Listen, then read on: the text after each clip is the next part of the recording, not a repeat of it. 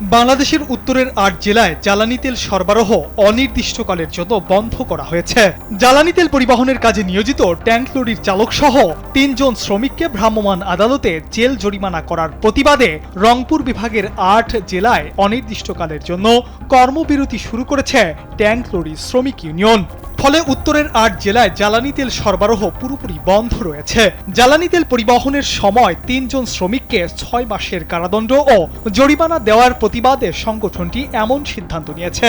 এর ফলে Parbatipur rail head oil depot থেকে গরমে আরাম নিয়ে হবে না হাহুতাশ, ঘুরলে পরে ওয়ালটন ফ্যান বাতাস আর বাতাস। জ্বালানি তেল সরবরাহ সহ সব ধরনের কার্যক্রম স্থগিত হয়ে পড়েছে। পেট্রোল পাম্প মালিকরাও শ্রমিকদের এ আন্দোলনের প্রতি সংহতি জানিয়েছেন। শ্রমিকদের অভিযোগ, সড়ক ও মহাসড়কে পুলিশি হয়রানি এবং অযৌক্তিকভাবে ট্যাঙ্ক লরি চালক, ম্যানেজার ও সহকারীদের জেল জরিমানা করার প্রতিবাদে তারা এ কর্মসূচি চালিয়ে যাচ্ছেন। তারা দ্রুত দণ্ডপ্রাপ্ত শ্রমিকদের নিঃশর্ত মুক্তির দাবি জানিয়েছেন। দাবি পূরণ না হলে আন্দোলন অব্যাহত রাখারও ঘোষণা দিয়েছে ট্যাঙ্ক লরি শ্রমিক ইউনিয়ন।